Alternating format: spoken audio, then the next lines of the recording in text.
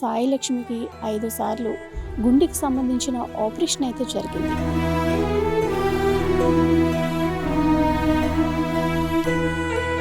నా పిల్లకి మాత్రం దారి చూపిస్తారు.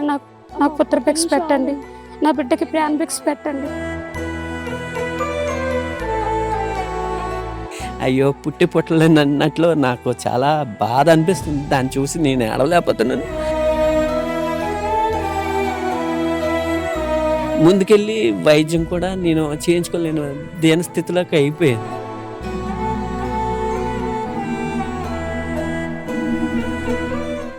మనమైతే ఇప్పుడు విజయనగరం జిల్లా ఎస్కోట్ నియోజకవర్గం వేపాడ మండలం బల్లంకి గ్రామానికి అయితే రావడం జరిగింది. ఈ సాయి లక్ష్మికి 5 సార్లు గుండెకి సంబంధించిన ఆపరేషన్ అయితే జరిగింది. అయితే ఆ యువతకి కొండంత కష్టం ఆ కుటుంబానికి కూడా అని చెప్పొచ్చు. ఒకసారి ఎందుకు 5 సార్లు చేయవలసి వచ్చింది? ఇప్పుడు ఒక్కసారి కాదు, 2 సార్లు కాదు, 5 సార్లు. అది కూడా తను గుండెలో ఓ పరికరం పెడితేనే తను జీవిస్తూ ఉంటుంది. అది 15 ఏళ్ళకి ఒకసారి ఆ ఆపరేషన్ చేసి ఆ పరికరం అయితే అమరుస్తూ ఉండాలి. మరి ఇప్పుడు కూడా రీసెంట్గా ఆపరేషన్ అయితే చేశారు. మళ్ళీ అది ఫెయిల్యూర్ అవ్వడం వల్ల ఇప్పుడు కొండంత కష్టం ఏర్పడిందనే చెప్పొచ్చు. ఎవరైనా వచ్చి దాతలు వచ్చి ఆదుకుంటే మళ్ళీ ఆపరేషన్కి కావాల్సినంత నగదు సరిపడా లేదు. వాళ్ళు చూసుకుంటే మనం ఇక్కడ చూస్తున్నాం కదా, వీళ్ళంతా నిరుపేదలు అనమాట. మనం ఇక్కడ వీడియోలో చూసుకుంటే వాళ్ళు నిరుపేదలు, వాళ్ళు సాయం కోసం ఎదురు చూస్తూ ఉన్నారు. ఒకసారి మనం తనతో మాట్లాడి మరిన్ని వివరాలు తెలుసుకుందాం. సాయిలక్ష్మి అమ్మగారు ఉన్నారు, ఒకసారి ఆవిడతో మాట్లాడదాం. అమ్మ చెప్పండి, ఎప్పటి నుంచి ఆవిడకి పాప పుట్టుకుతాను మేడం, చిన్నప్పటి నుంచి ఉంది మేడం. ఓపెన్ సర్జరీ చేసిన 2007లో చేశారు. మా 3 సంవత్సరాలు ఫెయిల్ అయిపోతే మళ్ళీ 2010లో పెట్టారు పేస్ మేకర్ పెడితే మళ్ళీ 2010 నుంచి 2015లో పెట్టారు. అది ఫెయిల్ అయిపోయింది. మళ్ళీ 2016లో పెడితే 8 సంవత్సరాలు 2024లో చేశారు. 2024లో చేసిన తర్వాత ఇప్పుడు ఆ ఆపరేషన్ ఫెయిల్ అయిపోయింది మేడం. ఎందుకు ఫెయిల్ అయిపోతుంది ఏమంటున్నారు డాక్టర్లు? అంటే పాపకి మిషన్ వల్లే నడుస్తుంది మేడం. ఆ పాప జీవితం అంతా మిషన్ మీద ఆధారు. ఆ మిషన్ లేకపోతే పాప తను పనిచేయదు మేడం. అది ఇప్పుడు చేసినా దీంతో అయిపోదు మేడం. మళ్ళీ 10 సంవత్సరాలతో చేస్తూ ఉండాలి. అలా లైఫ్ లాంగ్ చేస్తూ ఉండాలి. ఏంటంటే మొన్న 2024 చేసేటప్పుడు అలా కొంత మా ఇతర డబ్బులు ఇల్లు తాకట్టు పెట్టి బంగారం అమ్మి కొంత అలా చేసి ఆరోశ్రీ ద్వారా పెట్టి చేసాం మేడం. చేసాము. ఇక నుంచి మాకు అవకాశం లేక మీ అందరినీ ఆశ్రయించాం మేడం. నేనంతే ఏం చెప్పలేను మేడం. నా పిల్లకి మాత్రం దారి చూపిస్తారు. నాకు పుత్ర భిక్ష పెట్టండి, నా బిడ్డకి ప్రాణ భిక్ష పెట్టండి. నేను కోరుకున్నది అదే. మీ అందరూ మేనగా కోరుతున్నాను. తో పాటు అయితే సాయిలక్ష్మి వాళ్ళ ఫాదర్ ఉన్నారు. ఒకసారి ఆయనతో కూడా మనం మాట్లాడదాము. సార్ చెప్పండి సార్, అమ్మాయికి ప్రాబ్లం గురించి. మేము చిన్నప్పటి నుంచి పాప పుట్టుకాంచి హార్ట్ ప్రాబ్లం అని తెలుసు. చిన్నప్పుడు 4 సంవత్సరాలప్పుడు 2005లో ఓపెన్ హార్ట్ సర్జరీ చేయించడం జరిగింది. అది మరి ఏమైందో తెలియదు, నాకు కూడా అంత చదువుకోలేదు. దానివల్ల ఏమో పాపకి కళ్ళు తిరిగి పడిపోవడం, వామిటింగ్స్ అయిపోవడం, అందరి పిల్లలకు కాకుండా నల్లగా అయిపోతుండేది పాప కూడా ఏడ్చేటప్పుడు. అప్పుడు దానికేమో మళ్ళీ ఎవరైతే ఆపరేషన్ చేశారో డాక్టర్స్ వాళ్ళ దగ్గరికి వెళ్ళి చూపిస్తే హైదరాబాద్ నుంచి డాక్టర్ గారు వస్తారు, వాళ్ళకి చూపిద్దామనేసి చెప్పారు. చెప్తే హైదరాబాద్ తీసుకెళ్ళాను. ఇక్కడికి వైజాగ్ వచ్చారు మేడం గారు, డాక్టర్ ఉషారాణి గారు. ఆ మేడం గారికి చూపించిన తర్వాత మేడం గారు ఏమన్నారంటే డోనర్ పేస్ మేకర్ అనేది పెట్టాలి, పెడితే పాపకి బాగుంటుందని చెప్పారు. తక్కువ ఖర్చుతో నేను చేస్తాను రండి అనేసి మేడం గారు, డాక్టర్ ఉషారాణి గారు తీసుకెళ్ళి పాపకి డోనర్ పేస్ మేకర్ అనేది పెట్టారు. అది 2 సంవత్సరాల లోపే పనిచేసింది. అది డోనర్ పేస్ మేకర్. అది మళ్ళీ అయిపోవడంతో 2000 అది అమర్చినప్పుడే మీకు చెప్పారా ఇన్ని ఇయర్స్ మాత్రమే పనిచేస్తుంది అని మీకు చెప్పారు. 2 సంవత్సరాల వరకే పనిచేస్తుంది అని చెప్పారు. పూర్తిగా అయితే పాప మటుకు బతకడం మిషన్ ఉంటేనే, ఆ గుండెలో పేస్ మేకర్ ఉంటేనే పాప బతుకుతుంది, లేకపోతే మటుకు బతకదు. తనకి ఏంటంటే రక్తం శుభ్రం పరిచేటప్పుడు గుండు వేగం కొట్టుకోకుండా నెమ్మదైపోతుంది. అలాంటప్పుడు ఆ పాప కళ్ళు తిరిగి పడిపోవడం, వామిటింగ్స్ వచ్చడం, బీపీ రేజ్ అయిపోతే మనం ఎలా ఇసిరి కొడుతుంది కదా, అలా అయిపోతుంది పాప.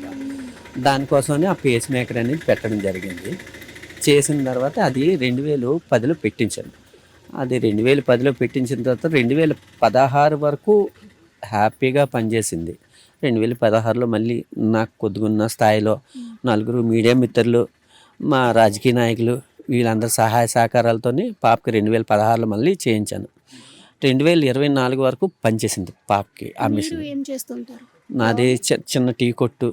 ఇక్కడ నాకు ఎప్పుడైనా ఇక్కడ ఈ ఊర్లో పల్లెటూరులో నేను టిఫిన్ సెంటర్ నడుపుకుంటాను.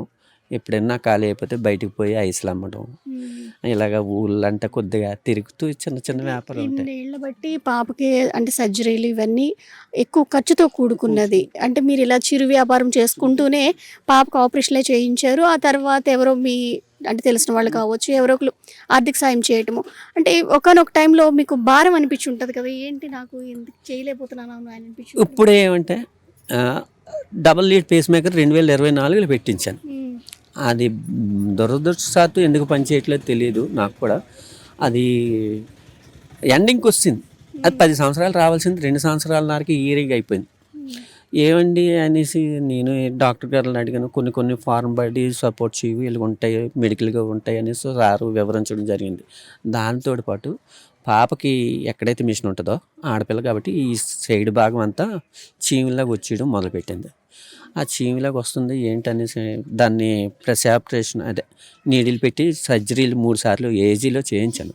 చేస్తే వాళ్ళు కూడా మెడిసిన్స్ అవి ఇచ్చారు. దురదృష్టవశాత్తు ఇక్కడ ఒక పేస్ మేకర్ ఎక్కడ ఉందో అక్కడేమో ఒక ఇంతలా కురుపు పుట్టి టప్మని పేలిపోయింది. లోపల నుంచి మిషన్ కూడా బయటకు వచ్చింది. డాక్టర్లు వెళ్ళి నేను సంప్రదిస్తే మీరు ఎక్కడ ట్రీట్మెంట్ పొందుతున్నారో అక్కడికి వెళ్ళిపోండి అన్నారు. వాళ్ళు ఏం చెప్పారంటే ఈ లీడ్ ఓపెన్ అయిపోయిందమ్మా, ఈ లీడ్ ఎక్స్టెన్స్ అదే లీడ్ తీసి కొత్త పేస్ మేకర్ అయితే పెట్టాలి, లేదు పాత పేస్ మేకరే రైట్ సైడ్ ఇచ్చుకోవచ్చు, కానీ దాంట్లో వైరస్ ఫుల్ అయిపోయింది, ఇది కానీ గుండెకి కానీ పట్టేస్తే నువ్వు ఎన్ని కోట్లు తెచ్చుకున్నా నిన్ను బతికించుకోలేరు అనేసి చెప్పారు. అందులోకి వచ్చి నేను ఉన్న నా పరిస్థితి ఇలాగా, కానీ నాకున్న మా ఆవిడ మెల్లో ఉన్న బంగారం, నేను సంపాదించుకున్న బంగారం, నేను ఒక ఇంద్రం ఇల్లు భవనం ఇచ్చారు, అది కూడా 5 స్టార్ తాకట్టు పెట్టేసి 2024లో అందరికీ తాకట్టు పెట్టేసి నాకున్న దాంట్లో నేను ఖర్చు చేసుకుని నాకు కూతురుని అయితే బతికించుకున్నాను. ఇప్పుడైతే వ్యవధి కూడా 10 రోజుల్లో ఉంది. 10 రోజుల్లోపు ఆపరేషన్ చేయాలి.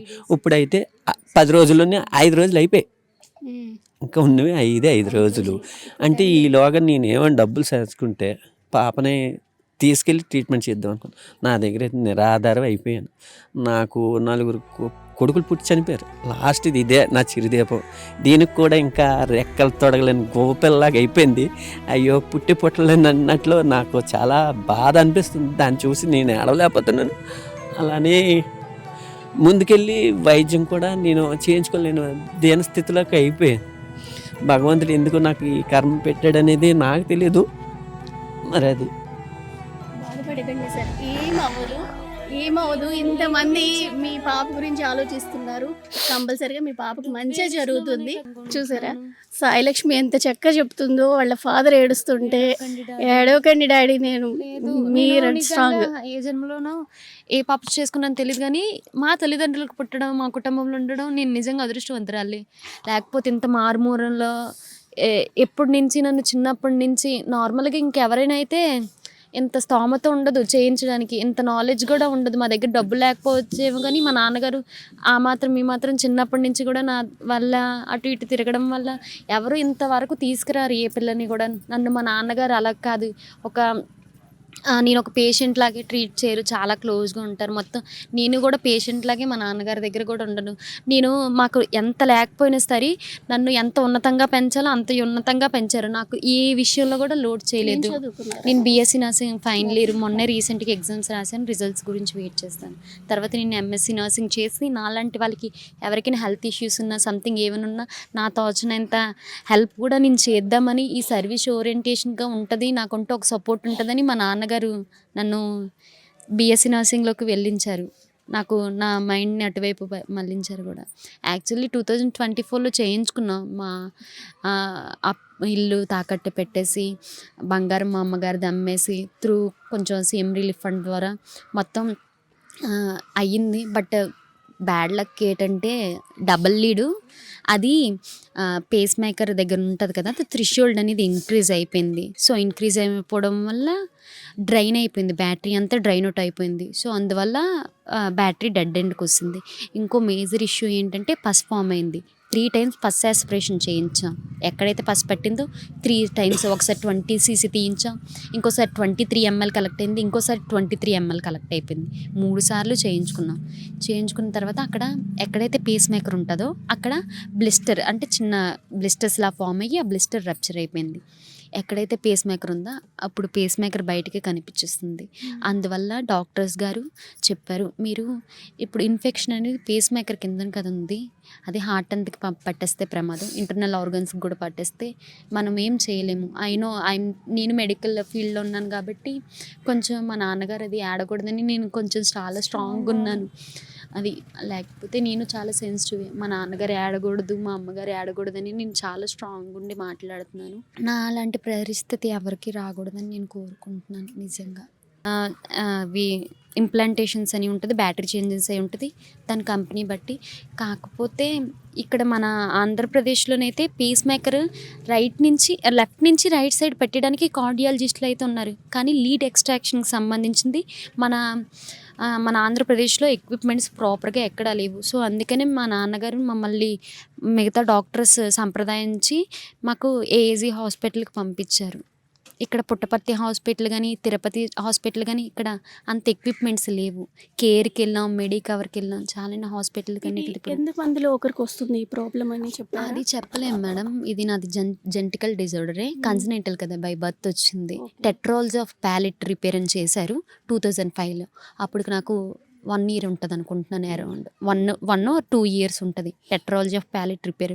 అది ఫెయిల్ అవ్వడం వల్ల ఈ కంటిన్యూస్ పేస్ మేకర్ మీద నేను డిపెండెంట్ అయ్యని తెలిసింది. సో ఇలాగ ఇప్పటికొచ్చి మా నాన్నగారు నన్ను బాగానే పెంచారు.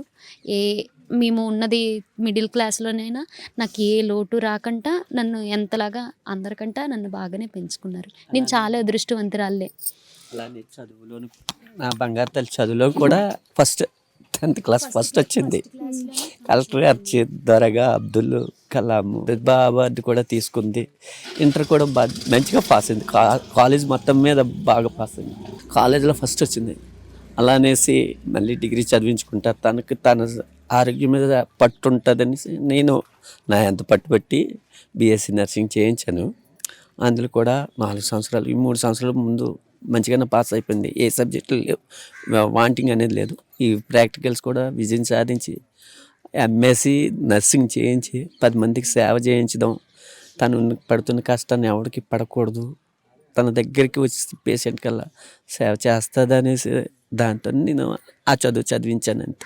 ప్రార్థించే పెదవుల కన్నా సాయం చేసే చేతులు మిన్న అని అంటారు కదా, అలానే ఇప్పుడు సాయి లక్ష్మికి అయితే రాజులకి వాళ్ళ టీం ₹1,00,000 అయితే ఇవ్వడం జరిగింది తన వైద్యం కోసం. ఒకసారి రాజు గారితో మాట్లాడదాం. సార్ చెప్పండి సార్, ఈ పాపకి ఇప్పుడు 1 lakh ఇచ్చారు కదా. ఆ 1 lakh ఏంటంటే మా విలేజ్లోనే చెల్లిబోయిన నరసింహరావు గారని సిఎన్ వెంచర్స్ వాళ్ళు మనల్ని నమ్మి, మా హెల్పింగ్ హ్యాండ్స్ టీంని నమ్మి ఆయన అయితే ఒక 1 lakh ఇచ్చారు.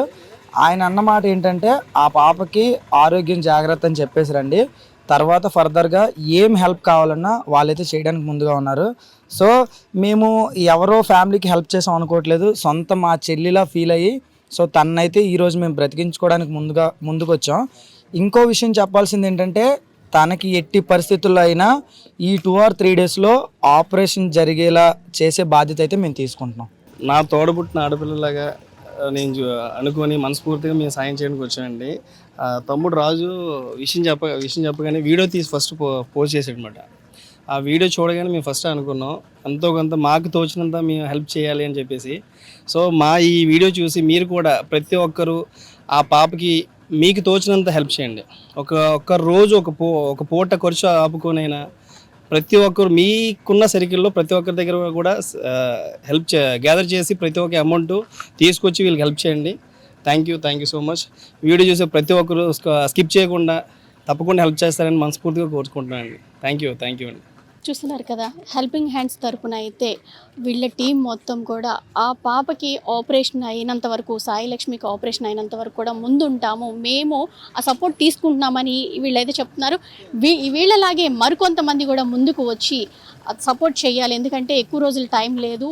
అందరూ కూడా ముందుకు వచ్చి వీళ్ళలాగే ఆదర్శంగా తీసుకొని హెల్ప్ చేయాలని అయితే మనస్ఫూర్తిగా కోరుకుంటున్నాం.